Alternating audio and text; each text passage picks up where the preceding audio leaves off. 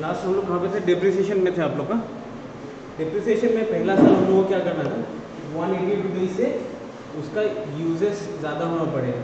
अगर उसका हम लोग अगर 180 डेज से ज़्यादा अगर से पहले अगर खरीद चुके हैं तो उसको full depreciation, otherwise half depreciation मिलना चाहिए था।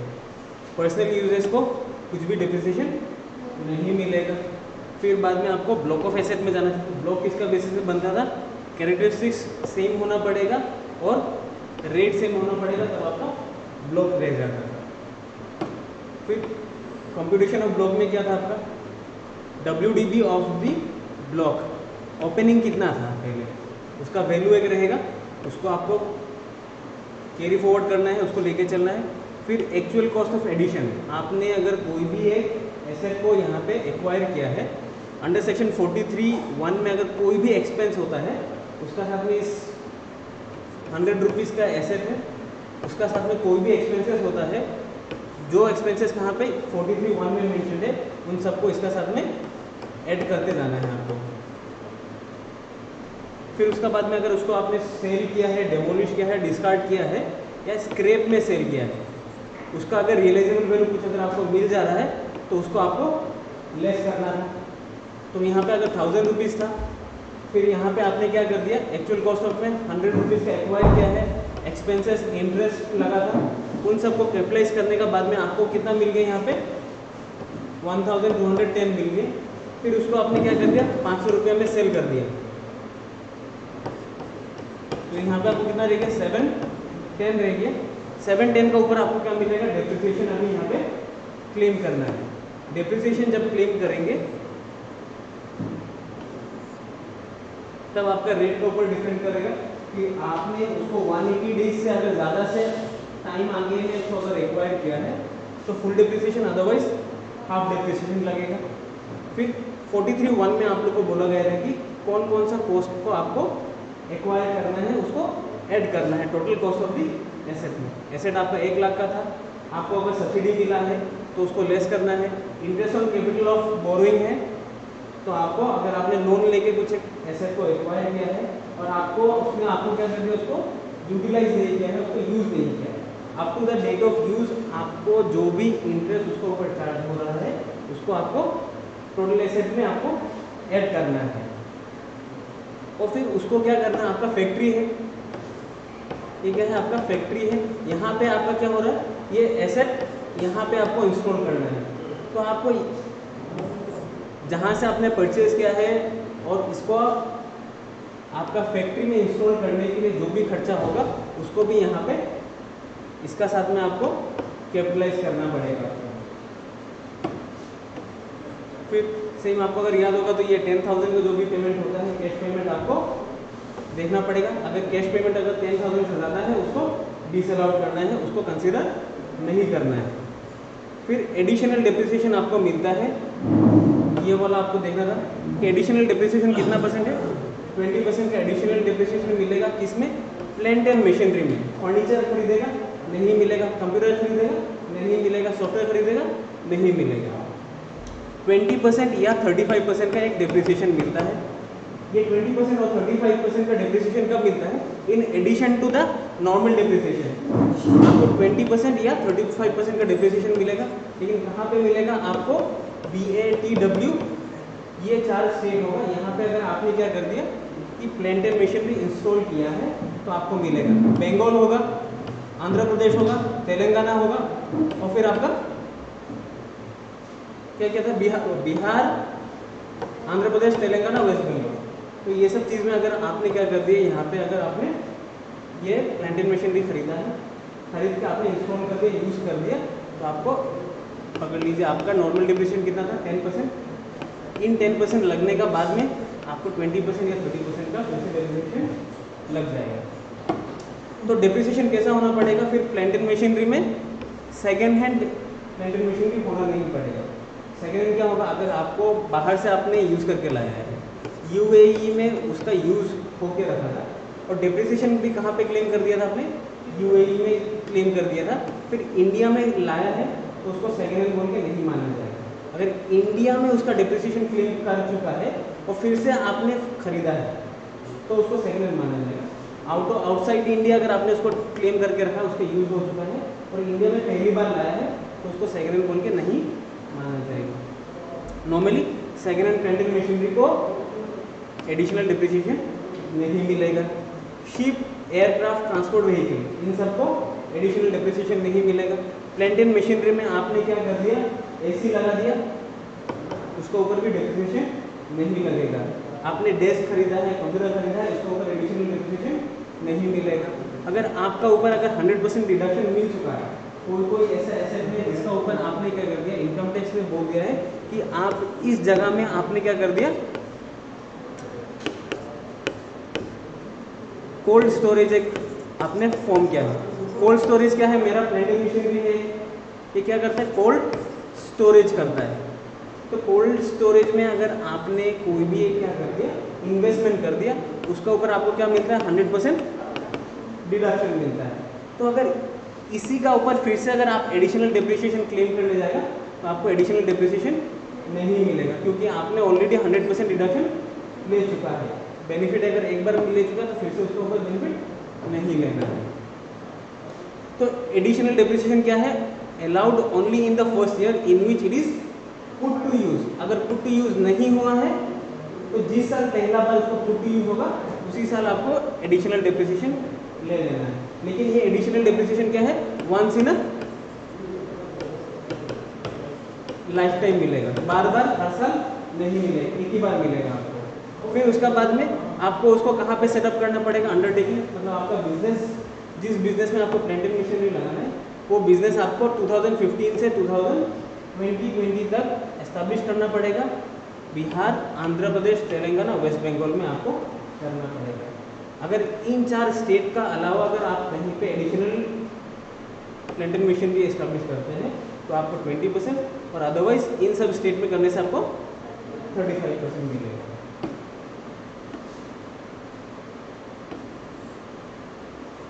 अच्छा, और एक चीज़ है, आपको अगर एडिशनल डिप्रिसिएशन जो भी मिलता है, पावर जनरेटिंग जो भी कंपनी होता है, उन सब में आपको क्या मिलता है, डिप्रिसिएशन SLM मेथड में लगता है।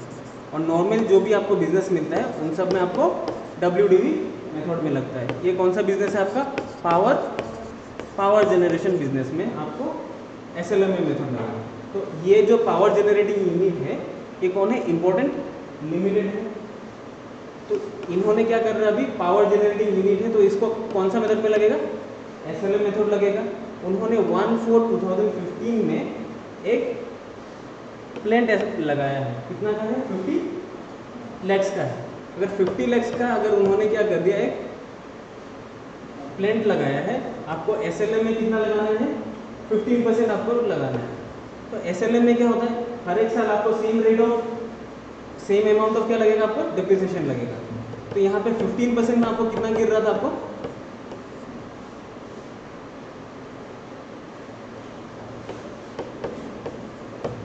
7,50,000 का आपको एवरी ईयर डिप्रिसिएशन गिरेगा।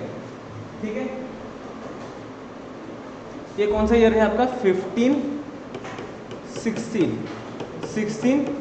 17। तो पहला साल आपको कितना गिरा, 7.5 लाख। फिर नेक्स्ट ईयर पे कितना गिरेगा, आपको 7.5 लाख गिरेगा आपको डिप्रिसिएशन। तो यहाँ पे क्या हो गया, ये 15-16 गिर रहा है। 15-16 का स्टार्टिंग में ही आपने ये खरीदा है, 15% डिप्रिसिएशन, आपको 7.5 लाख रुपया मिल गया है।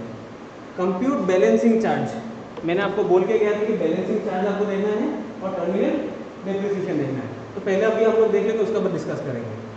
तो आपको बैलेंसिंग चार्ज और डिप्रिसिएशन करना है, assuming that the plant is sold on 21/4।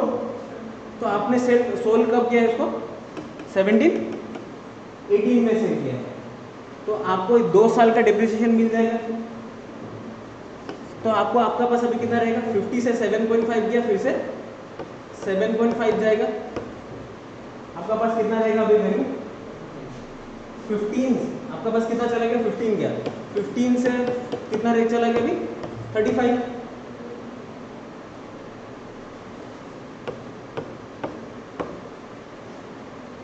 ठीक है, ये कितना साल का था, ये 15-16 में हमने माइनस कर दिया, 16-17 में माइनस किया। तो अभी हम लोग कहाँ पे हैं, 17-18 में है। Financial year 17-18, assessment year 1819। तो ये WDB कैसे मिला पता चल गया। तो फिर उसका बाद में क्या है, आपको बोला है कि आपको पहला कंडीशन में बोल दिया कि आपने इसको, आपका वैल्यू कितना है अभी प्लांट एंड मशीनरी का 35 लाख है। 35 लाख का प्लांट एंड मशीनरी आपने क्या कर दिया, 7.5 लाख में बेच दिया। तो आपको बैलेंस कितना रह गया। अभी पहला बात है हमारा कि ब्लॉक यहाँ से हट गया है या ब्लॉक अभी भी जिंदा है। मेरा ब्लॉक स्टार्ट कहाँ से हुआ था, 15% डेप्रिसिएशन का एक ही ब्लॉक था, 50 लाख का ब्लॉक। उसको हमने क्या कर दिया, 35 लाख का वैल्यू था, 7.5 लाख में बेच दिया है। ये ब्लॉक अभी एग्जिस्ट करता है,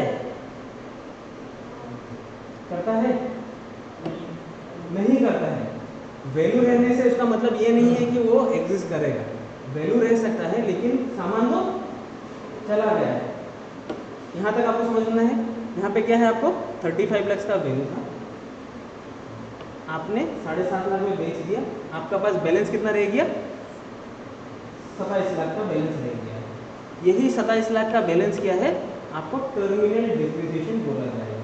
टर्मिनेशन डेप्रिसिएशन क्या रह जाता है कि आपने कोई भी एसेट को क्या कर दिया, सेल कर दिया। WDB ऑफ एसेट निकाली, माइनस आपको क्या करना है, डेप्रिसिएशन करना है, माइनस आपका स्क्रैप वैल्यू करना है। मतलब 100 रुपये का सामान था, डेप्रिसिएशन 20 रुपया का है, स्क्रैप वैल्यू मतलब कि आपको रियलाइज किया, सेल करने के बाद में आपको 5 रुपया मिला है। तो आपको अभी इसका वैल्यू कितना रह गया, 75 रह गया। तो ये जो 75 है ये अभी तो एग्जिस्ट करता ही नहीं है। अगर ये एग्जिस्ट नहीं करता है तो इसका मतलब क्या है, ये मेरा लॉस हुआ है। इस लॉस को हम क्या बोलेगा, टर्मिनल डेप्रिसिएशन। टर्मिनल मतलब क्या, इसको हमने टर्मिनेट कर दिया है, खत्म कर दिया है। इसको जो भी एक्सपेंस होगा वो एज ए एक्सपेंस मेरा अलाउड होगा, पीएल में हम इसको खर्चा बोल के दिखा सकेंगे। इसको डेप्रिसिएशन बोल के भी इसको अगर हम कैरी फॉरवर्ड करता है वैल्यू तो भी हो सकता है, लेकिन यहाँ पे क्या रहना पड़ेगा, सामान रहना पड़ेगा, तभी हम जाके इसको डेप्रिसिएशन ऐसे डेप्रिसिएशन देख के हम क्लेम कर सकते हैं।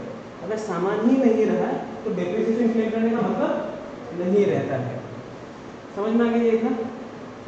फिर अभी क्या है, सेकंड सिनेरियो में था कि आपका 35 लाख का वैल्यू था, आपने 30 लाख में सेल किया।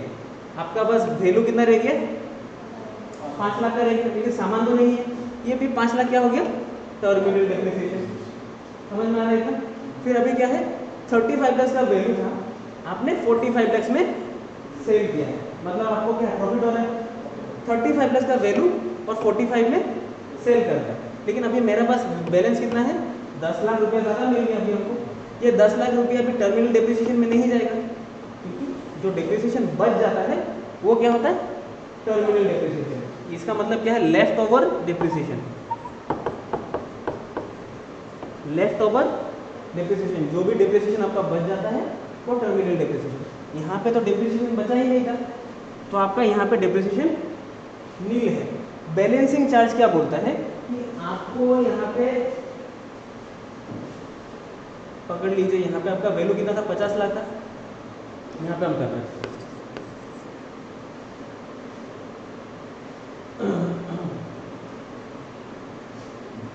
50 लाख था।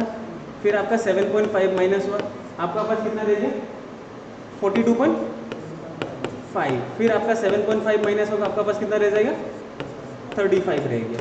तो आपने डेप्रिसिएशन कितना क्लेम किया यहाँ पे अभी तक, 7.5 क्यूमुलेटिवली आपने 15 लाख का डेप्रिसिएशन आपने क्लेम किया है।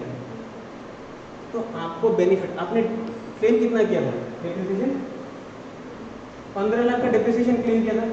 तो आपको ये जो भी पैसा मिला है 45 लाख का मिला था, आपका मतलब ये है कि डेप्रिसिएशन से आपको 15 लाख था, 15 लाख में से आपने 10 लाख रुपया माइनस कर देना, तो आपका पास कैपिटल गेन नहीं हुआ।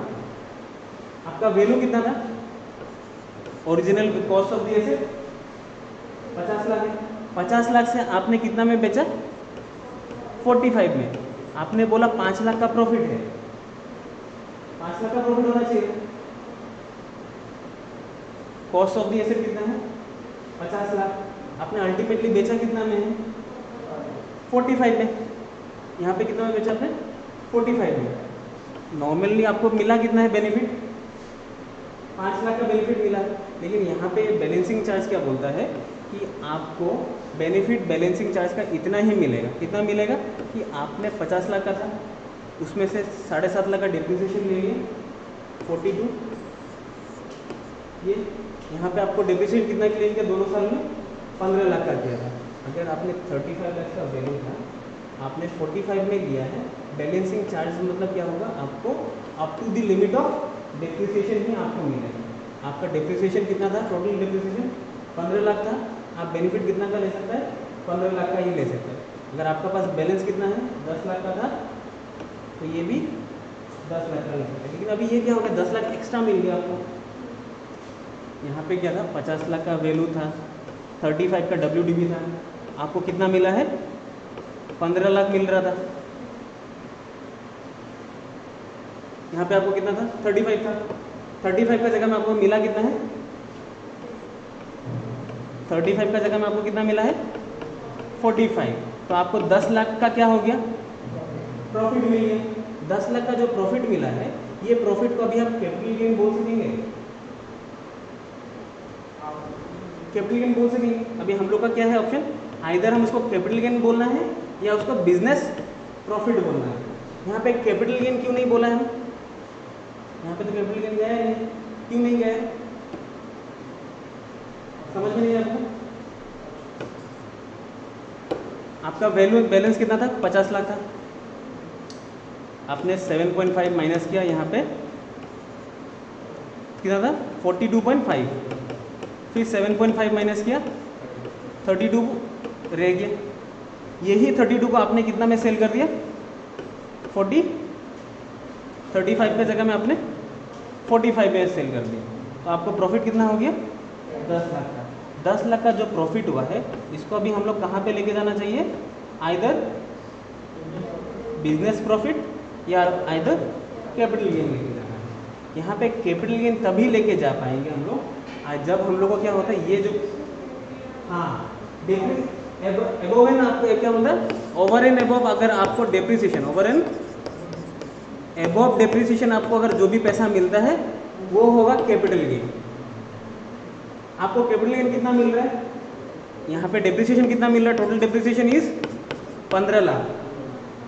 ये आपको जो भी बैलेंस मिल रहा है 10 लाख रुपए, आप तो डेप्रिसिएशन से कम बेनिफिट मिल रहा है, तो आपका ये क्या हो जाएगा, बिजनेस प्रॉफिट मिला है, जो भी एक्सेस पैसा मिला है। अब क्योंकि आपने 10 लाख रुपए का क्या कर दिया, डेप्रिसिएशन ऑलरेडी क्लेम करके रख दिया, वही जो पैसा मिला है ये क्या कर दिया था आपने, एज ए डेप्रिसिएशन आपने एक्सपेंस क्लेम करके रख दिया। उसी से आपने क्या कर रहा है, फिर से 10 लाख रुपया को ऐड कर दे रहा है, तो आपको एक्सेस बेनिफिट नहीं हुआ। आपका जो बेनिफिट कितना हो गया, अभी 5 लाख का बेनिफिट अभी बाकी था, उसी को अभी एक्सपेंस बोल के मान के चलिए। आपने पहले क्लेम कितना कर लिया था, 15 लाख का, अब फिर से आपको 10 लाख का बेनिफिट मिला, तो 10 लाख आपका क्या हो गया, बिजनेस प्रॉफिट। अगर इससे ज़्यादा अगर आपको पैसा मिलता तब जाके आपका क्या होता, 5 लाख रुपये आपका कैपिटल गेन होता, जो कि यहाँ पे हुआ। यहाँ पे आप फिर से समझ लेते हैं, 35 लाख का वैल्यू था, हमने बेचा कितना में, 55 है। मेरा पास कितना रह गया एक्सेस पैसा, 20 लाख रुपया। डेप्रिसिएशन हमने कितना क्लेम किया है, 15 लाख। 20 लाख रुपया ज़्यादा मिला है, बहुत फास्ट है,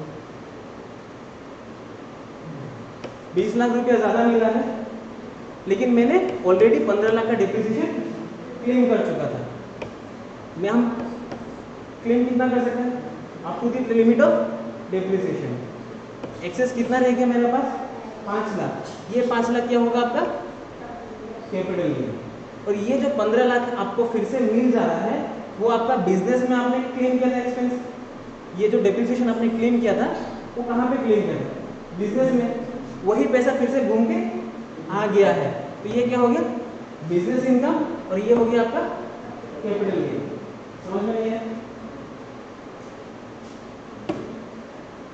ये थोड़ा टफ है, ये आएगा अभी आपको,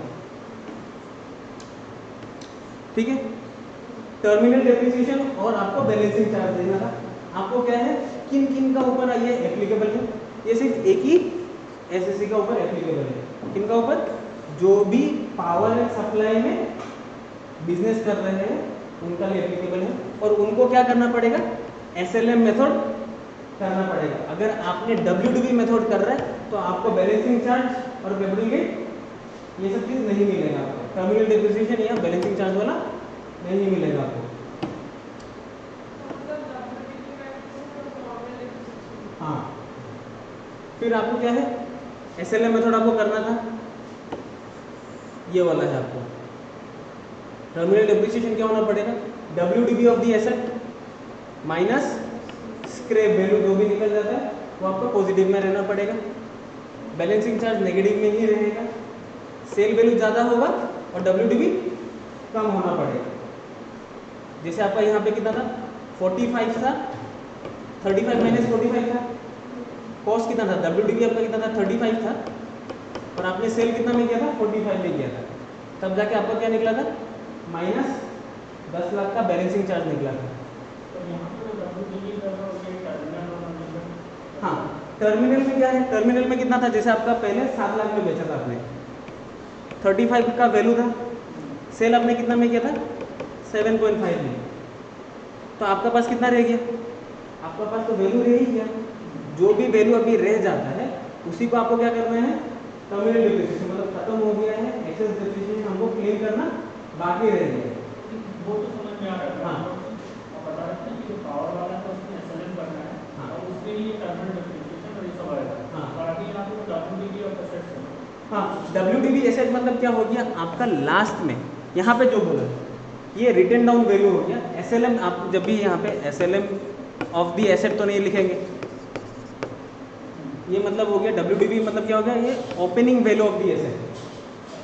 रिटन डाउन वैल्यू मतलब आपको फिर से रिड्यूस रेटेड में नहीं आना है आपको, मतलब ये मतलब हो गया आपका opening value of the asset. आप सोच रहे थे कि मतलब वो 15% फिर 15% बोला ना, वो नहीं। SLM मेथड करना है, नहीं तो आपको नहीं मिलेगा। ठीक है।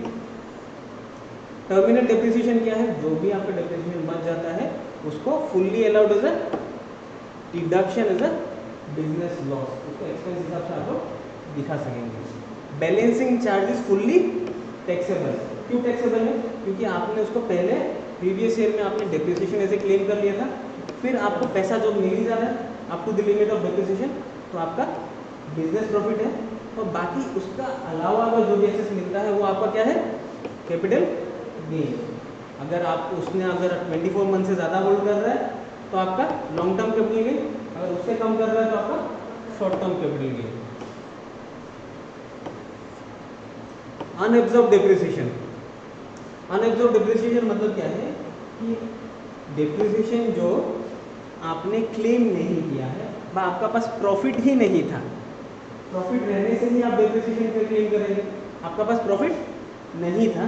प्रॉफिट क्या है? Profit is less than depreciation allowance. तो मतलब आपने डेप्रिसिएशन क्लेम ही नहीं किया था, तो ये क्या हो गया? Unabsorbed depreciation. आपने डेप्रिसिएशन पकड़ लीजिए, मान लीजिए आपका डेप्रिसिएशन था 1.5 लाख, लेकिन आपका पास इनकम कितना है? 5,000 का। तो इसका ऊपर आपने क्या, मतलब इसको अगर डेप्रिसिएशन दे देता तो आपका बिजनेस क्या है? लॉस में है। तो आपने क्या कर दिया? इसको जीरो करके आपका नील कर दिया इसको। आपका बिजनेस कुछ नहीं है, लॉस है आपका। और ये डेप्रिसिएशन क्या हो गया? आपको नेक्स्ट ईयर आपने लेके चले गए। ये जो डेप्रिसिएशन आपको इस साल मिलना चाहिए वो आपने क्या कर दिया? नेक्स्ट ईयर में उसको कैरी फॉरवर्ड करवा दिया।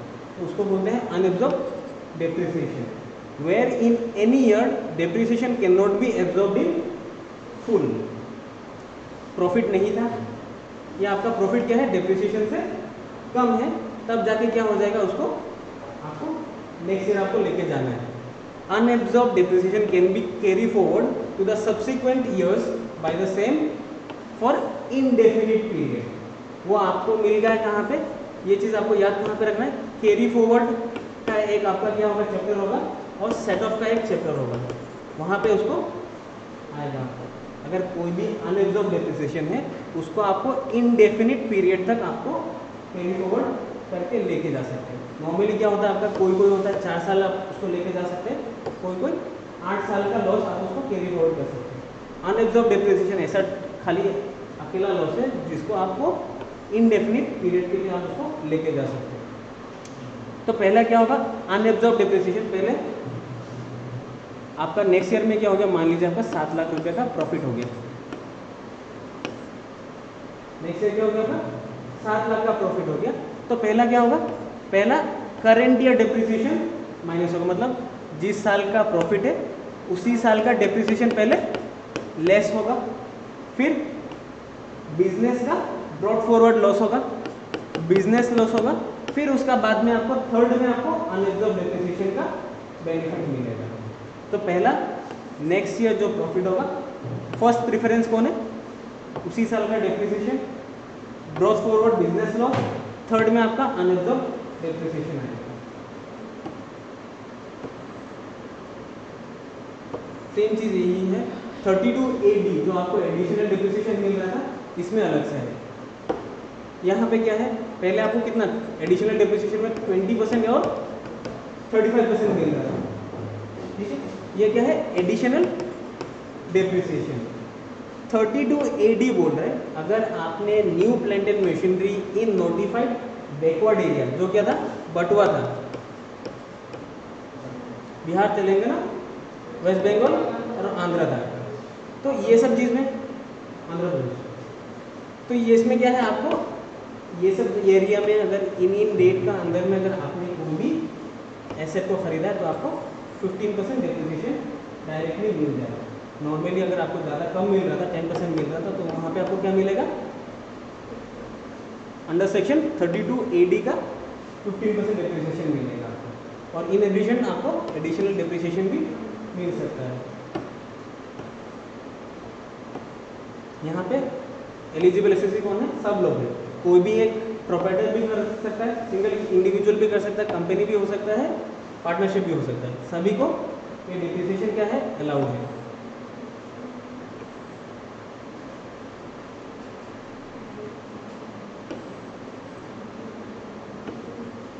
चलिए, नहीं है शायद बुक है, हाँ उसके बाद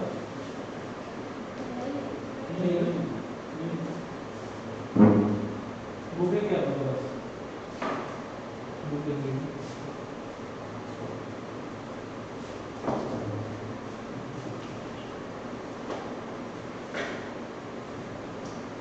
चलिए, आप लोग का जो पेज नंबर है 211, पेज नंबर 211 में इलास्ट्रेशन नंबर 66 ये वाला डिस्कस हो चुका है अभी, टर्मिनल डिप्रिसिएशन। उसका आगे में आप लोग को देखना था, इलास्ट्रेशन नंबर 63 और 64 देना था, वो वहाँ पे अगर आप लोग को प्रॉब्लम है तो बताइए।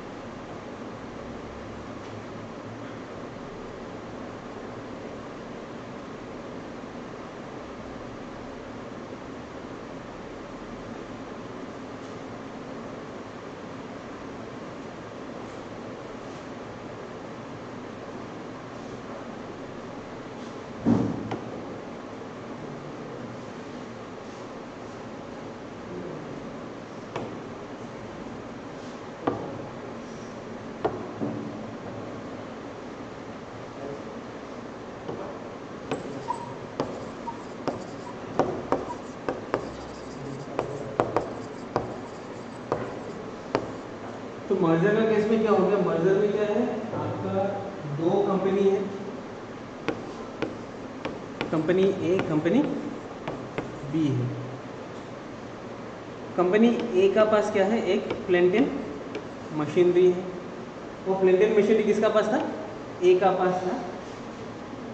नेक्स्ट ईयर क्या हो गया, ए और बी बोला कि अभी हम लोग दोनों मर्ज हो जाते हैं, नया कंपनी फॉर्म करते हैं, जिसका नाम क्या हो गया, कंपनी सी। तो ये प्लांट एंड मशीनरी किसका पास आ गया, सी का पास आ गया। तो डेप्रिसिएशन किसको मिलेगा, पहले इन दोनों को, जितना टाइम इन्होंने इनको अलग से यूज किया है या इनको अलग से यूज किया होगा, तो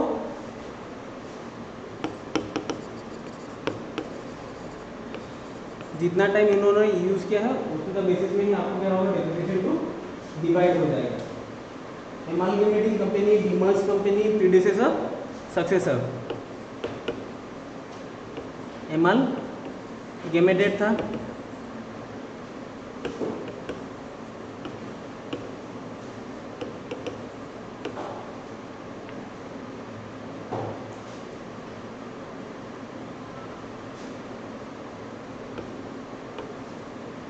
दो कंपनी है। यहाँ पे जैसे प्रॉब्लम था कि ए है, बी है, प्लांट एंड मशीनरी किसका पास था, ए का पास था। फिर हमने क्या हो गया, यहाँ पे चेंज हो गए, हम बी में आ गए। जब हम चेंज हो गए बी में, ये कंपनी अगर ट्रांसफॉर्म हो गया, बाय एमालगेमेटेड हो गया है, चेंज हो गया है उसका कॉन्स्टिट्यूशन, तब जाके इसको क्या होगा, यहाँ पे भी सेम प्लांट एंड मशीनरी तो चेंज नहीं हुआ, प्लांट एंड मशीनरी क्या है, वहीं का वहीं पे पड़ा हुआ है, लेकिन इन्होंने जितना टाइम यूज किया है उनको डेप्रिसिएशन मिलेगा, और इन्होंने एक ईयर में जितना टाइम यूज किया है उनको डेप्रिसिएशन मिलेगा। उनको अभी हम लोग को क्या देखना पड़ेगा कि इन्होंने कितना दिन यूज किया है, इन्होंने कितना दिन यूज किया है, उसका बेसिस में हम लोग को डेप्रिसिएशन को अलग अलग करना है, डिफरेंशिएट करना है। फिर बाद में आएंगे आपको 33AB, पेज नंबर है आपका 220।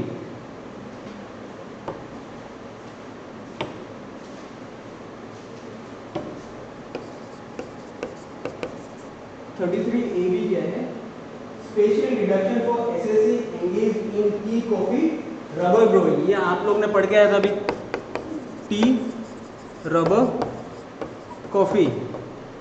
कॉफी में टी में क्या था आपका 60-40 था, यहाँ पे टी क्या होना पड़ेगा, मैन्युफैक्चर भी होना पड़ेगा और प्लस ग्रोइंग भी होना पड़ेगा, तीनों चीज होना पड़ेगा। फिर बाद में ही आपको क्या मिलेगा, 60-40 का मिलता था।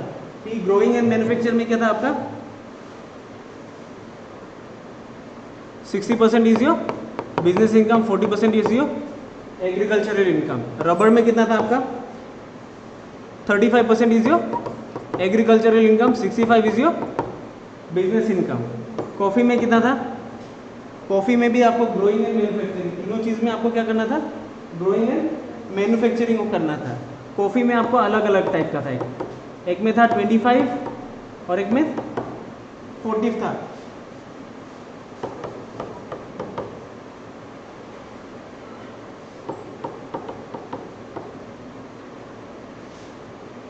ये वाला आप लोगों ने पहले करके आया था, 60-40 था, क्या था किसमें आपका रोस्टेड था, अनरोस्टेड था, तब जाकर 60-40 था, अदरवाइज आपका क्या था 75-25% का आपका ये था। ये आप लोग ने एग्रीकल्चरल इनकम का टाइम में इसी को पढ़ गया है, सेम ही है इसमें अलग कुछ नहीं है। फिर बाद में आ जाता है आपको 33AB। अभी हम लोग ने क्या करते 33AB कर दिया, अभी आ गया 33ABA। AB की है site restoration fund. Site restoration fund किसका लिए है, जो भी ऑयल एक्सप्लोरेशन कंपनी हो गया, माइनिंग कंपनी हो गया, उन सबको क्या बोला है कि आपने अगर यहाँ पे साइट एक को क्या किया है, यूज किया है, यूज करने का बाद में अगर यहाँ पे क्या कर दिया, ड्रिलिंग का रिग बैठाया, रिग बैठा के यहाँ से ऑयल एक्सट्रैक्ट करके चला गया, करने के बाद में ये क्या हो गया, एरिया खराब हो गया। एरिया खराब होने के बाद में क्या हो गया, यहाँ पे अभी गवर्नमेंट ने बोला है कि आपने इसका नेचुरल रिसोर्सेज जब यूज़ किया है, फिर से आपको इसका काम खत्म होने के बाद में इस साइट को आपको क्या करना होगा, रीस्टोर करना होगा। और आपने अगर इसी साइट को रीस्टोर, मैंडेटरी रीस्टोर करना रहता है, अगर आपने इस साइट को रीस्टोर किया है और रीस्टोर नहीं किया भी है, तो आपको क्या करना पड़ेगा, उसी साल आपको एक साइट रिस्टोरेशन फंड में आपको पैसा इन्वेस्ट करना पड़ेगा। अगर आपने उसका नाम पे, साइट रिस्टोरेशन का नाम पे आपने पैसा अगर इस फंड में पैसा डिपॉजिट कर दिया है तो आपको उसका एक्सपेंस मिल जाएगा, उसका डिडक्शन मिल जाएगा। तो यहाँ पे आपको देखना है एप्लीकेबल किसका लिए है, all SSC engage in the business of prospecting of petroleum और नेचुरल गैस, मतलब ऑयल में आपका आ गया, फिर extraction of petroleum and natural gas और बोथ, मतलब कोयला को नहीं मिलेगा, कोयला को मिलेगा नेचुरल गैस है, पेट्रोलियम मिल रहा है कोयला से, तो उन सबको नहीं मिलेगा। अगर आप इंडिया से बाहर आपने एक्सपेक्ट किया है और आपने इंडिया का बाहर कोई कहीं पे साइट रिस्टोरेशन फंड में पैसा डिपॉजिट किया है तब भी आपको डिडक्शन नहीं मिलेगा। वो कहाँ पे करना पड़ेगा, इंडिया में ही करना पड़ेगा। फिर आपको क्या है, वहाँ पे आपको सेंट्रल गवर्नमेंट के साथ में आपको एग्रीमेंट में आना पड़ेगा कि आपने साइट रिस्टोरेशन फंड के लिए अपने पैसा डिपॉजिट किया है। आपको ये वाला जो साइट रिस्टोरेशन फंड आपने क्या कर दिया, HDFC बैंक का पास में जाके डिपॉजिट करवा दिया तो नहीं होगा। ये साइट रिस्टोरेशन फंड किसका पास रहेगा, स्टेट बैंक का पास में एक अकाउंट रहता है, वहीं पे आपको वो पैसा डिपॉजिट करना पड़ेगा, अदरवाइज आपको उसका एक्सपेंस भी नहीं मिलेगा। फिर बाद में क्या होगा, आपने इसको एक अमाउंट ऑफ टाइम का बीच में आपको क्या करना पड़ेगा, उसको यूटिलाइज करना पड़ेगा। अगर आपने क्या कर दिया इसी साइट रिस्टोरेशन फंड को नेक्स्ट ईयर, इस साल आपने क्या किया साइट रिस्टोरेशन फंड में क्या किया, पैसा कितना कर रहा है, आपने एक्सपेंस क्लेम कर लिया है। फिर नेक्स्ट ईयर क्या कर दिया आपने, इसी साइट रिस्टोरेशन फंड को तोड़ के आपने कुछ एक काम के लिए यूज कर दिया है। इसका मेन पर्पस क्या था, साइट में रिस्टोर होना था, आपने इसको कहाँ पे लगा दिया, दूसरा बिजनेस में लगा दिया, तो ये जितना भी पैसा आपने बिजनेस में लगाया उसको फिर से इनकम बोल के माना जाएगा। ठीक, और फिर इसका साथ में क्या है, आपको साइट रिस्टोरेशन फंड में जब भी पैसा डालेंगे आपको एक रिटर्न मारना पड़ता है, जिसका क्या है अकाउंट मस्ट बी ऑडिटेड, उसका अकाउंट क्या होना पड़ेगा, ऑडिट होना पड़ेगा, ऑडिटर रिपोर्ट को फाइल होना पड़ेगा, जिनका फॉर्म है 3AD। ये सब चीज खाली जानने के लिए है, आना नहीं है आपको कुछ, ठीक है। फिर बाद में क्या है, आपको डिडक्शन कितना मिलेगा, डिडक्शन आपको यहाँ पे लिख के रखा है। मिनिमम क्या है, अमाउंट्स और डिपॉजिटेड, मतलब आपने यहाँ पे 20 लाख रुपया क्या कर दिया, साइट रिस्टोरेशन फंड में डिपॉजिट कर दिया, आपको डिडक्शन कितना मिलेगा, मिनिमम ऑफ अमाउंट डिपॉजिटेड और 20% आपको उसका डिडक्शन मिलेगा। मतलब आपने यहाँ पे 20 लाख किया है, अमाउंट डिपॉजिट कितना किया आपने, 20 लाख किया है, और यहाँ पे क्या 20% of the profit of business. अगर उस कंपनी का बिजनेस जितना भी होगा, PGBP का इनकम होगा, उस PGBP इनकम का आपको 20% निकालना है। उसका 20% अगर पकड़ लीजिए 1 करोड़ हो गया, तो आपको यहाँ पे डिडक्शन कितना मिलेगा, 20 लाख और 1 करोड़, डिडक्शन कितना मिलेगा आपको, 20 लाख, जितना डिपॉजिट किया है उतना का ही मिलेगा आपको।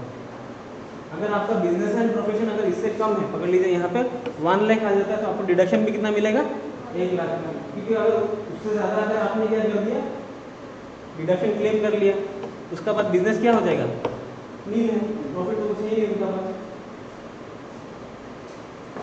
ठीक है।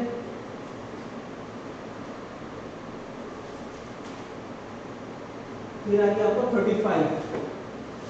35 में क्या है, आपको साइंटिफिक रिसर्च इन हाउस, अगर आपने कोई भी एक रिसर्च इंस्टीट्यूट को पैसा दिया है तो आपको डिडक्शन मिलेगा अलग तरह से, और आपने आउटसाइड ऑर्गेनाइजेशन को क्या है स्पॉन्सर किया है कि आपने अगर ये काम रिसर्च करके दे दो तो आपको डिडक्शन 50%, 100% या 25% का डिडक्शन है मिल सकता है। तो फिर यहाँ पे क्या आगे पहले आपको देखना है कि इन हाउस रिसर्च जो था आपका पेज नंबर 225 में, इन हाउस रिसर्च मतलब क्या है, एक ऑर्गेनाइजेशन है, एक ऑर्गेनाइजेशन का अलग से खुद का ही एक डिपार्टमेंट है। जैसे आपका क्या होता है, ऑयल में है, ऑयल का R&D है,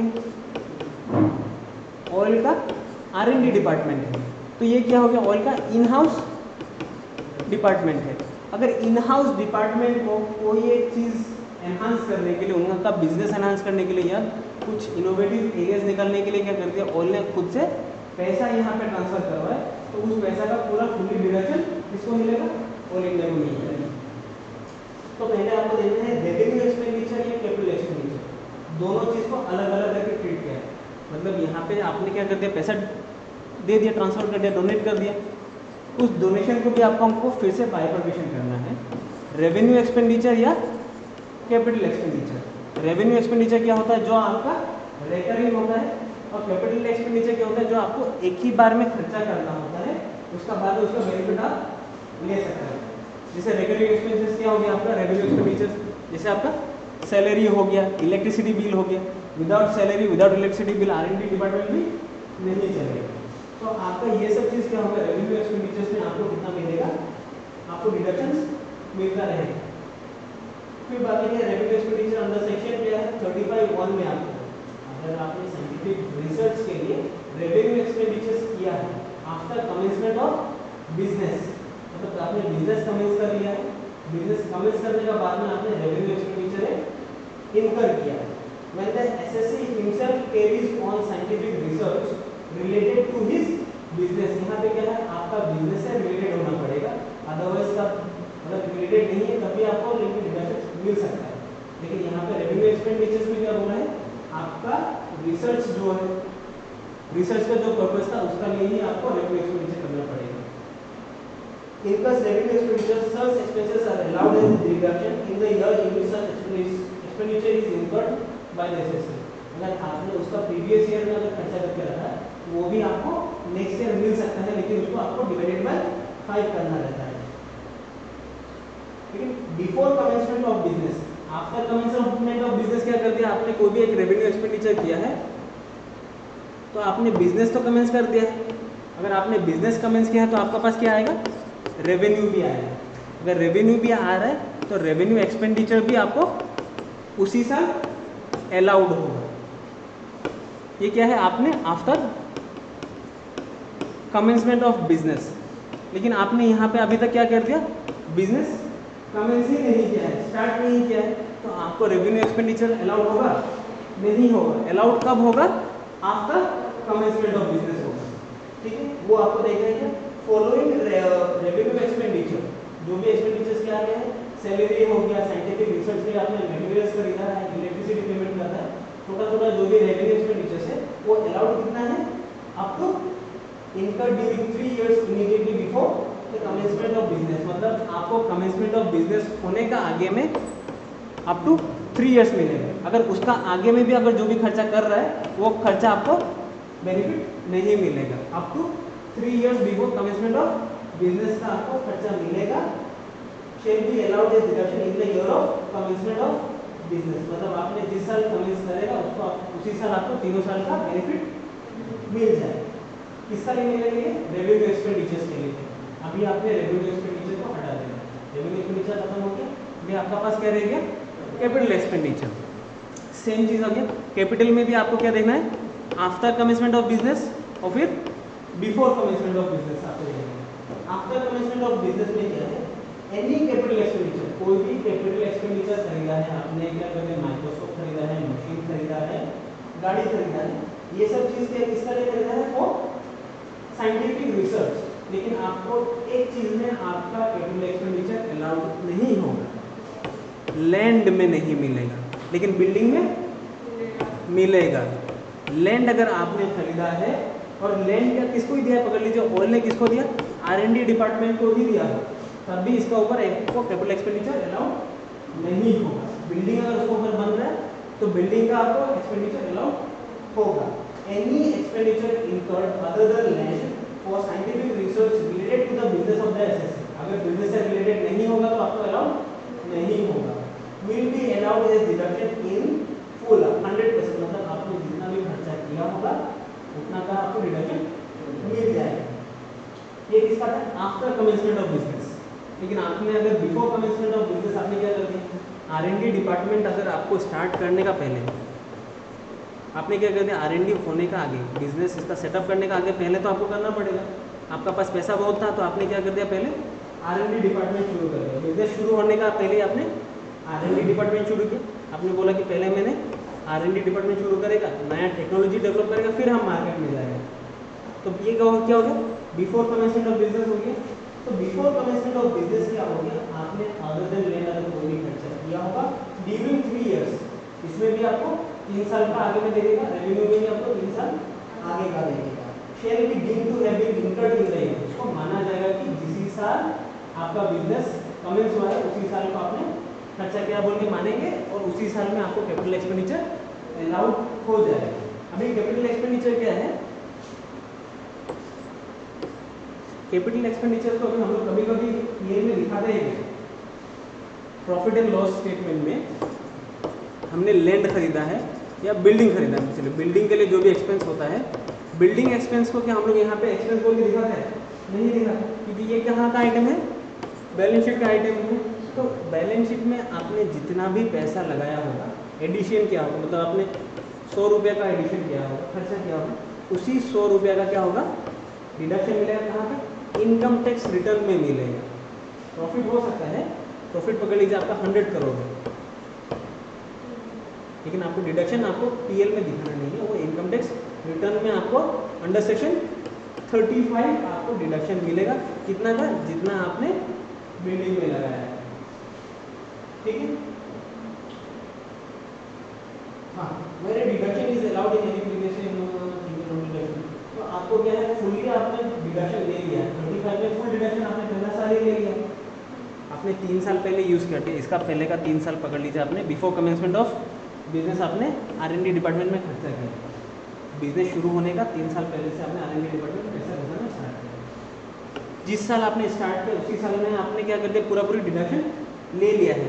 तो आपका पास डेप्रिसिएशन लेने के लिए कुछ वैल्यू बचा है?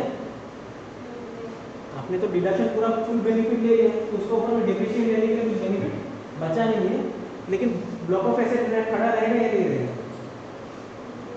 एसेट में तो ब्लॉक रहेगा, एसेट खड़ा है, एसेट खड़ा है लेकिन डेप्रिसिएशन नील होगा, क्योंकि आपने उसका ऊपर में depreciation benefit under section 35 already ले चुका है। तो अंडर सेक्शन 32 का जो डेप्रिसिएशन मिलता है वो आपको नहीं मिलेगा, ठीक है। फिर आप लोग अपना चार्ट देखिए जो आपका पेज नंबर 225 पे है, फिर उसका बाद में हम आगे बढ़ेंगे।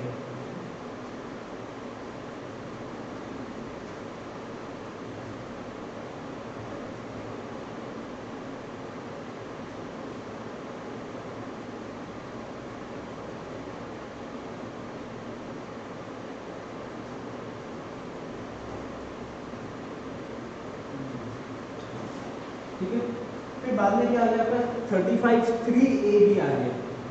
अभी क्या है 35(3)(a) भी है, मतलब क्या है आपका इन हाउस में भी आपने रिसर्च करना है और क्या करना है, with cooperation to any other research institute आपने करना है। एप्लीकेबल किसका लिए है? कोई भी एक कंपनी होना पड़ेगा, किसका लिए है? कंपनी है, यहाँ पे इंडिविजुअल नहीं है। अगर आपने फिर से अगर पहले जाएंगे 35 एप्लीकेबल किसका लिए था, लिखा था देखो, एसएससी किसका लिए, एप्लीकेबल किसका लिए? सभी एसएससी का लिए एप्लीकेबल है, कंपनी के लिए एप्लीकेबल है, पार्टनरशिप के लिए एप्लीकेबल है, किसका लिए एप्लीकेबल है? ये सब किसका लिए एप्लीकेबल होता है? कोई भी एक कंपनी के लिए होगा। तो आपको अगर इंडिविजुअल का क्वेश्चन में आ गया तो आपको नहीं पकड़ना है। कोई भी एक कंपनी है जो क्या है, बायोटेक्नोलॉजी में इन्वेस्टेड है या बायोटेक्नोलॉजी, अभी बायोटेक्नोलॉजी में अभी यहाँ पे कोई भी कंपनी का नाम बताइए। जैसे बायोकॉन हो गया, इंडिया में कौन है लिस्टेड कंपनी एक है, बायोकॉन लिमिटेड है। तो बायोकॉन लिमिटेड ने क्या करते हैं, R&D डिपार्टमेंट खोला है। अभी इन हाउस अभी क्या करते हैं, उनका बिजनेस क्या है, बायोटेक्नोलॉजी में आपको मेडिसिन बनाना है, फार्मास्यूटिकल थिंग बनाना है। तो क्या होता है, उनको अगर कोई भी आर्टिकल बनाने के लिए, कोई भी चीज़ डेवलप करने के लिए अगर कोई भी खर्चा करता है, उनको क्या मिलेगा, 100% रिडक्शन मिल जाएगा। लेकिन उनको क्या करना पड़ेगा, बायोटेक्नोलॉजी में बिजनेस में रहना पड़ेगा और उनको कंपनी में होना पड़ेगा। तो रिडक्शन कौन सा सेक्शन में मिलेगा, 35(2)(a) भी में मिलेगा। तो एक्सपेंडिचर कैसा होना पड़ेगा, एक्सपेंडिचर इन हाउस हो सकता है या अदर तो इन हाउस भी हो सकता है, कि हो सकता है। इन हाउस अगर होता है तो आपको क्या होगा, 100% रिडक्शन मिलेगा। अगर आउट हाउस भी होता है, अगर बाहर में भी अगर किसी का साथ कोई भी रिसर्च फैसिलिटी का साथ में आपने टाई-अप करके भी अगर खर्चा किया है तभी आपको 100% रिडक्शन मिल जाएगा, ठीक है। लेकिन लैंड में अभी भी किसी को बेनिफिट नहीं मिल रहा है। तो साइंटिफिक रिसर्च में आपको मान के चलना है कि अगर लैंड में अगर आपने खर्चा किया है तो लैंड में बेनिफिट नहीं मिलेगा। फिर बात है आउटसाइड इंस्टीट्यूशन, आपका अलावा, आपने आपका कंपनी का अलावा अगर आपने किसी को भी रिसर्च इंस्टीट्यूशन को आपने दे दिया, जैसे आपका क्या है ICMR, कोविड का टाइम में ये बहुत फेमस हो गया, तो क्या है ICMR को क्या कर दिया आपने रिसर्च करने के लिए इन लोगों को आपने क्या कर दिया फाउंडिंग क्या कर दिया फंड कर दिया। तो यह हो गया कि आपका इन हाउस नहीं है, ये आपका क्या है आउटसाइड ऑर्गेनाइजेशन है। आउटसाइड ऑर्गेनाइजेशन को अगर आपने पैसा दिया है तो उसके ऊपर डिपेंड करेगा कि उनको लाइसेंस मिल रहा है। अगर ये गवर्नमेंट से अगर अप्रूव्ड है तो अदरवाइज आपको 100% मिल सकता है गवर्नमेंट अप्रूव होने से। अगर गवर्नमेंट अप्रूव नहीं है तो आपको 50% मिलेगा। ठीक है, तो चलिए यहाँ तक हम लोग को देखना है deduction at the rate 100% shall be allowed in respect of research through following outside organization। मतलब इन सब ऑर्गेनाइजेशन का थ्रू से अगर आपने कोई भी रिसर्च कंडक्ट किया है तो आपको 100% मिलेगा, अदरवाइज मतलब आपको कितना मिलेगा 50% मिलेगा। ठीक है, तो यहाँ पे नेशनल लेबोरेटरी को देना है, IIT को आपने पैसा दिया है, स्टैटिस्टिकल रिसर्च को आपने पैसा दिया है, तो इन सबको आपको 100% रिडक्शन मिलेगा।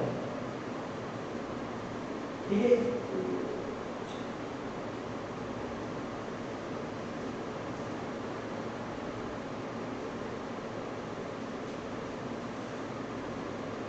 उसके बाद देखिए तो आपको अगर आपको ढूंढ सकते हो तो आपको 50% किसमें मिल रहा है।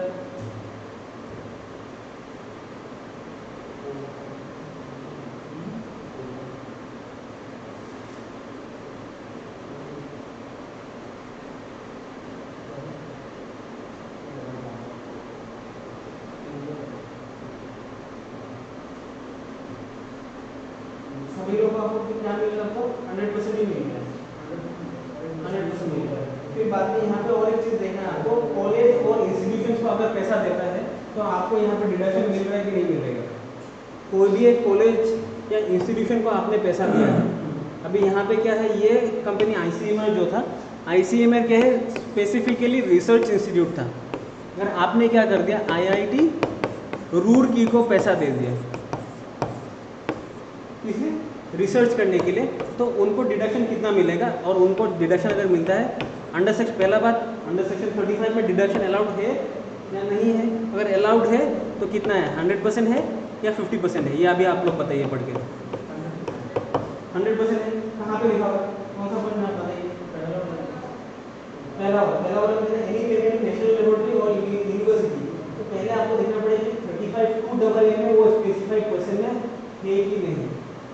अगर वो नहीं है, अगर वहाँ पे अगर 35(2) में अगर डिब्रूगढ़ यूनिवर्सिटी भी आ जाता है, यहाँ पे यूनिवर्सिटी क्या हो गया डिब्रूगढ़ यूनिवर्सिटी है, लेकिन ये क्या है अभी इसको गिरेगा नहीं भी कर सकता। लेकिन पहले आपको देखना पड़ेगा कि ये सेक्शन 35(2) में उसका नाम आया नहीं है। अगर नहीं आ रहा तो इनको भी पैसा देने से नहीं मिलेगा। ठीक है, आपको पेज नंबर 227 का अदर कॉन्सेप्ट को देखना है, फिर उसमें अगर कॉन्सेप्ट हो तो बताइए।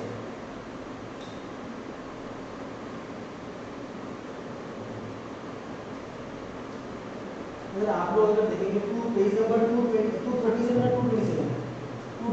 का नोट नंबर 2, जिसमें आपका लिखा हुआ है कि सच एसोसिएशन यूनिवर्सिटी कॉलेज और institution must be approved in accordance with prescribed guidelines and must be notified by the central government। अगर डिब्रूगढ़ यूनिवर्सिटी होता है और उसको अगर नोटिफाइड नहीं किया है तो नहीं मिलेगा। क्वेश्चन में आपको लिखना पड़ेगा कि नोटिफाइड। अगर क्वेश्चन में अगर आपको बोल दिया है कि डिब्रूगढ़ यूनिवर्सिटी है, आपको अगर क्वेश्चन में बोल दिया है कि आपको ये नोटिफाइड है या नहीं है वो आपको पता नहीं है, तो आपको यहाँ पे नीचे में नोट लिखना पड़ेगा कि assuming that this institution is notified under section 35(2)A, तो उसको फुल डिडक्शन अलाउड है। नोट लिख के फिर उसके बाद में आपको एग्जामिनेशन में देके चलेगा। ठीक है,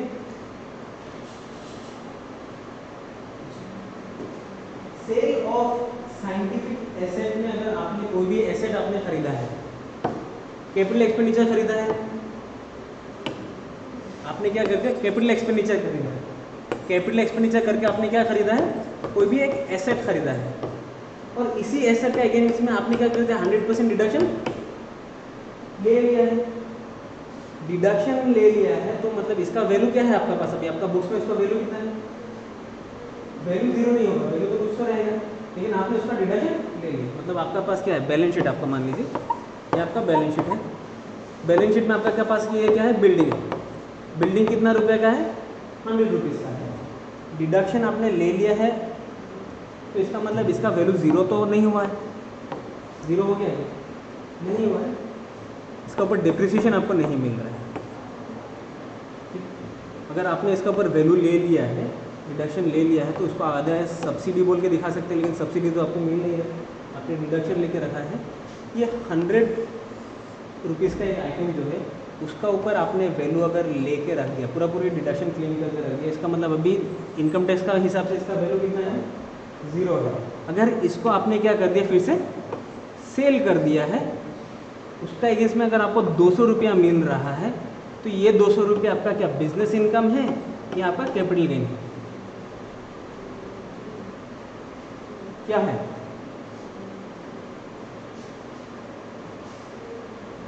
डेप्रिसिएशन क्लेम करने से अगर हम लोग को फिर से पैसा मिलता है, वो बैलेंसिंग चार्ज ने बोला है हमको कि वो क्या है, बिजनेस इनकम है। उससे अगर एक्स्ट्रा मिलता है तो वो हमारा क्या है, कैपिटल गेन। तो आपका लिए क्या होगा, कैपिटल गेन। 100% हमने डिडक्शन कर दिया, बाद में अगर कोई भी पैसा मिल रहा है तो मेरा क्या होगा, कैपिटल गेन होगा। ठीक है, तो वो आपका कौन सा पेज में, पेज नंबर 228 में। तो इसका मतलब क्या हो गया, आपको अगर कोई भी एक एसेट को आपने क्या कर दिया, बेच दिया, sale consideration to the extent of cost of the asset. Cost of the asset आपका, कॉस्ट ऑफ द एसेट कितना है आपका, 100 रुपीज़ है। अगर आपको 100 रुपीज़ का सामान 100 रुपीज़ में, यहाँ पे आपने कितना में बेचा था, 200 रुपये में, तो ये 100 रुपीज़ आपका क्या होगा, आपका आइटम कितना था, 100 रुपीज़ का था, आपको मिला कितना है, 200 रुपये। अभी क्या 200 रुपये को कैपिटल गेन बोलेंगे, ये 100 रुपये को कैपिटल गेन और 100 रुपये को बिजनेस इनकम बोलिए।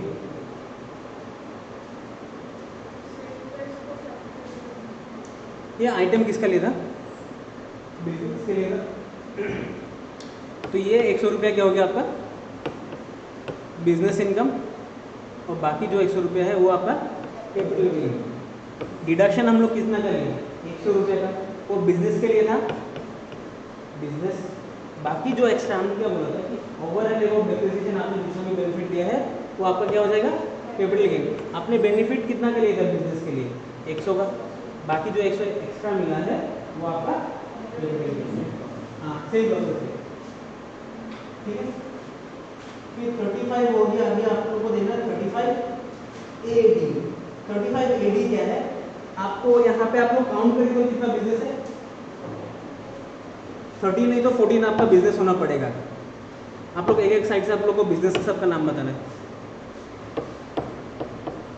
35 AD क्या है, स्पेसिफाइड बिजनेसेस है, कि गवर्नमेंट ने बोल दिया है।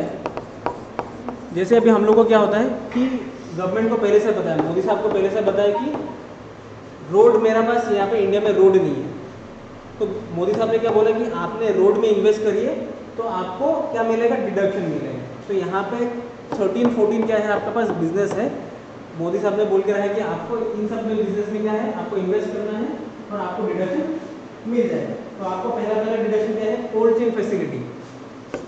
कोल्ड चेन फैसिलिटी आपने खोला है तो आपको डिडक्शन मिल जाएगा। पहला साल में अगर कोई भी अगर प्रॉफिट होता है वो भी आपका लिए क्या होगा, माफ हो जाएगा, आपको पूरा 100% डिडक्शन मिल जाएगा।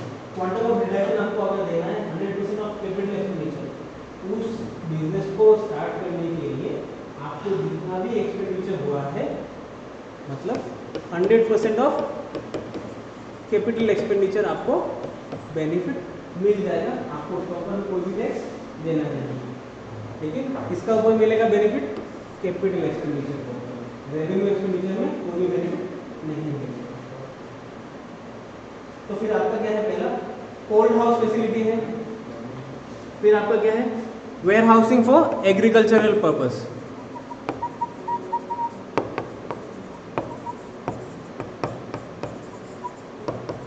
फिर थर्ड में क्या है आपका, cross country natural gas pipeline laying है आपका, लेइंग ऑफ क्रॉस कंट्री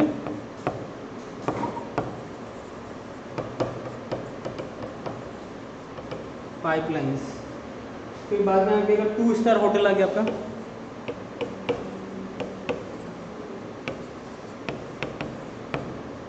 फिर आपका 100 बेड का शायद आपका बेड हॉस्पिटल होगा, 100 बेड का हॉस्पिटल होगा। फिर आपका आ गया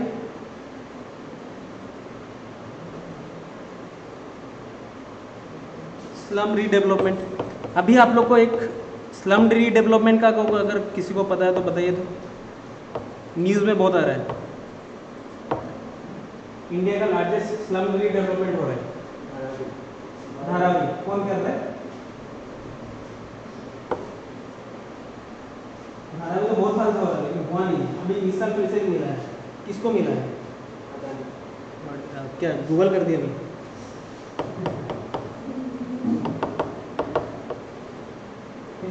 फिर बाद में आ गया आपका बी कीपिंग।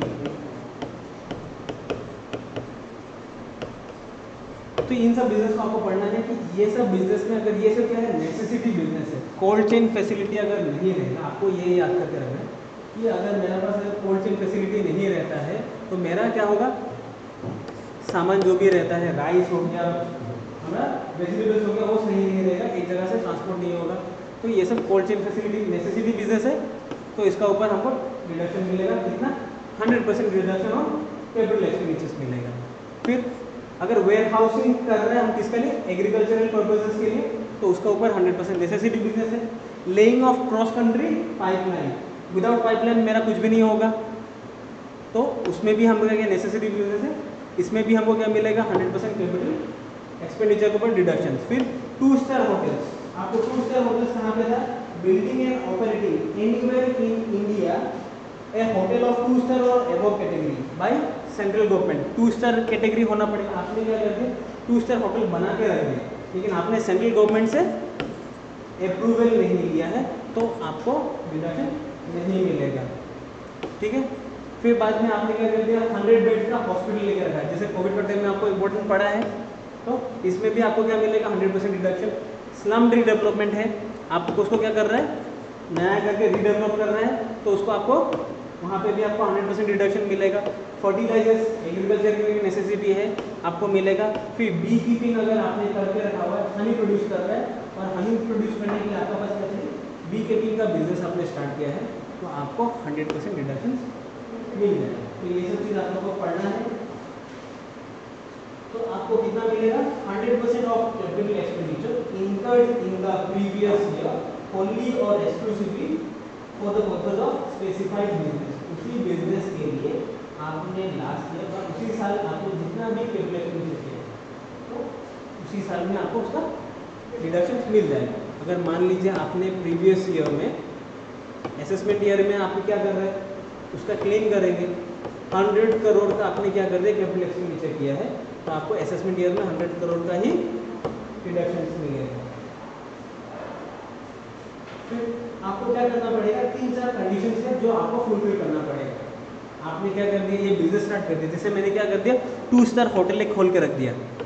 2 स्टार होटल खोल के किसको दे दिया? ओयो होटल्स को लिस्ट करके रख दिया कि ओयो में रख दिया, पैसा भी आएगा और डिडक्शन भी हो जाएगा, तो हमारा माले माल हो जाएगा। लेकिन अभी क्या हो गया? इसका लिए मैंने क्या कर दिया? सेंट्रल गवर्नमेंट से परमिशन नहीं लिया, अप्रूवल नहीं लिया पहला बार। फिर बाद में हम क्या कर दिया? कंडीशंस कुछ फिलअप फुलफिल नहीं किया। पहला कंडीशन क्या है? उसको हम इंडियन कंपनी होना पड़ेगा, तो हम इंडियन कंपनी है, तो पहला कंडीशन फुलफिल है। लेकिन हम अभी यहाँ पे NESS है, अगर हम क्या है? इंडिविजुअल है, तो इस इंडिविजुअल को 2 स्टार होटल खोलने का परमिशन मिलेगा या नहीं मिलेगा? अलाउड है। कंडीशन में क्या है? NESS होने से भी आपको ये रिडक्शन मिलेगा। तो हम इंडिविजुअल है तो हमको मिलेगा, हम इंडिया में है तो ये डिडक्शन मिलेगा। फिर बाद में क्या है? आपको कमेंसमेंट कब से करना पड़ेगा? 1/4/2017 का, और 1/4/2007 का बाद से आपको बिजनेस करना है। यहाँ पे बिजनेस मैंने स्टार्ट कब किया था? 2017 को, तो ये भी मेरे लिए अलाउड है। फिर थर्ड में क्या हो गया? आपको रेस्ट्रिक्शन ऑन यूज, यहाँ पे क्या करना पड़ेगा? ये आपका रेस्ट्रिक्शन जो भी है ये पाइपलाइन के लिए, ये आप लोगों के लिए, इस बिजनेस के लिए नहीं था। फिर बाद में क्या होना पड़ेगा? ये जो न्यू बिजनेस आपने सेटअप किया है, ये न्यू बिजनेस आपने किसी को तोड़ के, पहले आपका पास होटल का बिजनेस ही था, फिर आपने उसको फिर से रिस्ट्रक्चर किया है, वैसा अगर बिजनेस है तो आपको डिडक्शन नहीं मिलेगा। ये बिजनेस क्या होना पड़ेगा, ब्रांड न्यू होना पड़ेगा। अगर आपने इसको स्प्लिट करके, तोड़ के, डिवाइड करके, रिकंस्ट्रक्ट करके, या उसको नया कंपनी में एमेलगेट करके, या उसमें पार्टनरशिप करके अगर आपने नया बिजनेस स्टार्ट किया है तो उसको नया बिजनेस बोल के माना नहीं जाएगा। अगर आपका बिजनेस नया नहीं है तो आपको डिडक्शन अलाउड नहीं होगा। फिर आपने क्या कर दिया, यहाँ पे new machinery, plant and machinery अगर आपने नहीं लगाया है तो भी डिडक्शन नहीं मिलेगा। आपको क्या होना पड़ेगा, न्यू प्लांट एंड मशीनरी लगाना पड़ेगा। बिल्डिंग नहीं नया होना पड़ेगा, रोड नया होना पड़ेगा, टीन पुराना लगाने से नहीं होगा। मतलब आपको पुराना सामान लगा के इंसान लोग को इन सबको धोखा नहीं देना है। क्या आपका क्या है, नेसेसिटी बिजनेस है, तो नेसेसिटी बिजनेस में आपको क्या करना पड़ेगा, न्यू आइटम्स व न्यू प्लांट एंड मशीनरी लगाना पड़ेगा। अगर पुराना सामान लगाएगा मतलब बिजनेस खराब होगा तो आपको डिडक्शन नहीं मिलेगा। फिर बाद में थर्ड में क्या है आपका 4 कंडीशन, 5 कंडीशन था। पहले एसएससी किसका होना पड़ेगा, इंडियन बिजनेस होने से हो गया। कमेंसमेंट कब से होगा, आपका 2007 से होना पड़ेगा। न्यू बिजनेस होना पड़ेगा, न्यू प्लांट एंड मशीनरी होना पड़ेगा, और आपका चार्टर्ड अकाउंटेंट से आपका क्या होना पड़ेगा, बिजनेस को ऑडिट होना पड़ेगा। अगर आपको कहीं पे भी आपको क्या मिल रहा है, 100% डिडक्शन अगर आपको क्लेम कर रहा है, आपको जैसे आपका पहला में क्या था, 35 में आपको रिसर्च में आपको 100% डिडक्शन कर रहा था, वहाँ पे भी आपको CSA क्या करना पड़ना था, ऑडिट करना पड़ना था। यहाँ पे भी अगर 100% डिडक्शन आपको क्लेम कर रहा है तो आपको ऑडिट करना पड़ेगा। जहाँ पे भी आपको 100% डिडक्शन मिलेगा वहाँ पे CSA सर्टिफाई करना पड़ेगा आपको। बाकी आप लोग पढ़ लीजिए, छोटा मोटा आइटम्स है। फिर बाद में आगे आपको 35A amortisation of licence fee, telecom licence fee. जैसे आपका क्या था, आपने एक बार सुना था कि 2G स्पेक्ट्रम में घोटाला हुआ था, जिसका वजह से क्या हो गया था, कांग्रेस भाई साहब मर गया था।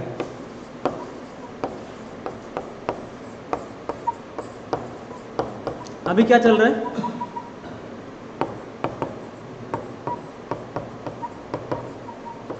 अभी क्या बोला जाता है कि स्पेक्ट्रम का क्या होता है, एक बिड होता है बा ऑक्शन होता है।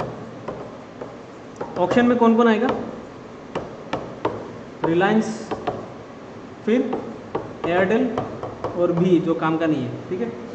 तो क्या आ गया आपका पास, रिलायंस है, रिलायंस, एयरटेल और वी आया है। तीनों कंपनी क्या करेगा, इस 5G स्पेक्ट्रम को, मतलब क्या होगा, 5G स्पेक्ट्रम क्या होता है, ऐसा रीच मिलेगा उनको, ठीक है। टावर्स है, मतलब आपको ये सब जगह में टावर्स में आपको रीच मिलेगा। आप जितना टावर खरीदेंगे आपको उतना, आप उसका क्या करेंगे, आपको उतना नेट प्रोवाइड कर पाएंगे, सिम बेच पाएंगे, और जितना सिम बेच पाएंगे इनका रेवेन्यू उतना होगा। तो अभी क्या होता है, 5G का जब भी स्पेक्ट्रम आता है, मान लीजिए आपको एक प्रोडक्ट मिला है, ये सर्विस होता है, यहाँ पे एक प्रोडक्ट है, इसी प्रोडक्ट को अभी बीड करता है कि हम इसका 35% हम लेगा, इसका 45% एयरटेल लेगा, वैसा करके बिड होता है। तो एरिया वाइज बिडिंग करके पकड़ लीजिए इन 3-4 लोग ने पैसा ले लिया। अभी पैसा लेने का बाद में इनको क्या मिलेगा, लाइसेंस फी देना रहता है। बिड करके खरीद लिया, खरीदने का बाद में क्या होता है, उनको क्वार्टरली क्या करना पड़ता है, एक लाइसेंस पेमेंट करना पड़ता है। जितना भी उनको रेवेन्यू मिलता है, जितना भी रेवेन्यू मिलेगा, रेवेन्यू का एक पोर्शन होता है, जितना पोर्शन क्या होता है, गवर्नमेंट को एवरी क्वार्टर उनको जमा करना रहता है। पहला बात कि 35% हम, रिलायंस ने बोला कि हम देगा, तो 35% के लिए कुछ एक लमसम अमाउंट पेमेंट किया है, खरीदा है। खरीदने का बाद में भी क्या हो गया, खाली खरीद लेने से नहीं होगा, इसी को यूज़ करके रिलायंस ने पैसा कमाया, उसी पैसा का कुछ एक पोर्शन क्या होता है, लाइसेंस के हिसाब से जमा होता है। किसका पास जमा होता है, गवर्नमेंट का पास जमा होता है। उसी लाइसेंस फी का अमाउंट क्या पकड़ लीजिए, यहाँ पे आप लोगों को कितना मिल रहा है, 2000 करोड़। ये 2000 करोड़ लाइसेंस फी है आपका। तो ये 2000 लाइसेंस करोड़ का, ये लाइसेंस क्या है, मेरा एसेट हो गया, फिक्स एसेट हो गया मान लीजिए। तो ये फिक्स एसेट जब मेरा हो गया है, इसका ऊपर हम क्या क्लेम करेगा, डेप्रिसिएशन या एमोटाइजेशन बोलता है उसको। डेप्रिसिएशन किसका ऊपर क्लेम करते हैं हम लोग, जो फिक्स एसेट रहेगा, ये तो फिक्स एसेट है नहीं, तो इसका ऊपर हम क्या कर रहे हैं, एमोटाइजेशन क्लेम कर रहे हैं। अगर कोई भी एक खर्चा, पैसा इतना बड़ा अमाउंट खर्चा हो रहा है, उसका हम लोग क्या करते हैं, एवरी ईयर हम लोग जितना साल के लिए हम लोग यूज़ कर रहे हैं। जैसे इस लाइसेंस फी का यूजेस कितना है, फॉर 15 ईयर्स। तो आपको इसको 15 ईयर्स तक आपको एडवर्टाइज करना है, उसके ऊपर में डेप्रिसिएशन क्लेम करना है। ठीक है, इतना समझ में आएगा। फिर आपको यहाँ पर कंडीशन कुछ कुछ है जो आपको फुलफिल करना है। तो क्या होना पड़ेगा, कैपिटल एक्सपेंडिचर होना पड़ेगा। 2000 करोड़ आप तो डेली खर्चा नहीं करता है, तो ये आपका कैपिटल एक्सपेंडिचर है। ये कैपिटल एक्सपेंडिचर करके क्या खरीदा आपने, लाइसेंस खरीदा है आपने। तो लाइसेंस आपका क्या है, कैपिटल एक्सपेंडिचर है for acquiring any right to operate telecommunication service. तो आपने इसको क्या कहा है, टेलीकम्युनिकेशन सर्विस प्रोवाइड कर रहा है, इंटरनेट सर्विस प्रोवाइड कर रहा है। जैसे आपका बीएसएनएल आप लोग का भी लैंड दे रहा है, ऑल को दे रहा है, लैंड कनेक्शन दे रहा है, सबको दे रहा है। तो वैसा क्या होता है, बीएसएनएल में भी क्या करता है, ये सब चीज़ खरीदना पड़ता है। तो सेम चीज़ यहाँ पे कि आपने इंटरनेट सर्विस प्रोवाइड कर रहा है, आपने दूसरा कुछ भी सर्विस प्रोवाइड कर रहा है, तो ये सब चीज़ सर्विस के लिए अलग अलग लाइसेंस भी देना पड़ेगा। टेलीकम्युनिकेशन सर्विस प्रोवाइड कर रहा है, आप इंडियन कंपनी है, आपने कैपिटल एक्सपेंडिचर किया है, तो आपको 35A का अंडर में आपको डिडक्शन मिलेगा। लेकिन आपको क्या होना पड़ेगा, टेलीकम्युनिकेशन कंपनी होना पड़ेगा। और पेमेंट क्या होना पड़ेगा, आपने एक्चुअली पेमेंट करना पड़ेगा। आपने पेमेंट नहीं किया है तो आपको उसके ऊपर एक्सपेंडिचर्स नहीं मिलेगा। आपने खरीद कर रख दिया और गवर्नमेंट को बोला कि हम 2 महीना बाद में देगा, तो डिडक्शन 2 महीना बाद में नहीं मिलेगा आपको। जब भी आपने उसका पेमेंट कर दिया उसका उसी टाइम में आपको क्या मिलेगा, डिडक्शन मिल जाएगा। तो अगर पेमेंट बाद में करेगा बोल के अगर आपने खरीदा कब था, फाइनेंशियल ईयर 22-23 में आपने खरीदा था, लेकिन पेमेंट कहाँ पे कर दिया था, 23-24 में, तो डिडक्शन कौन सा, 22-23 में आपको डिडक्शन मिल जाएगा। आपने सामान खरीद लिया है लेकिन पेमेंट 23-24 में किया है, तो डिडक्शन कौन से ईयर में मिलेगा, 23-24 में मिलेगा। तो such expenditure may be incurred before और आफ्टर कमिटमेंट ऑफ बिजनेस, वो कभी भी हो सकता है, तो उसका मतलब नहीं है आपको। ठीक है, उसके बाद में डिडक्शन अंडर सेक्शन आप लोग देख लीजिए, उसमें भी कुछ प्रॉब्लम नहीं है, आपको डिप्रिसिएशन फिर से नहीं मिलेगा। मतलब लाइसेंस फी के ऊपर में फिर से आपको डिप्रिसिएशन नहीं मिलेगा, क्योंकि आपने क्या करके फुल्ली 100% डिडक्शन नहीं लिया। यहाँ पे डिडक्शन का क्वांटम लिखा है कि 50%, 100% कितना है, नहीं लिखा है, तो मतलब कितना मिलेगा आपको डिडक्शन, 100% डिडक्शन मिलेगा। इसमें आपका सीए सर्टिफिकेट चाहिएगा, कंडीशन में नहीं है लेकिन सीए सर्टिफिकेट चाहिए, बाद में चाहिए। ठीक है, चलिए हो गया।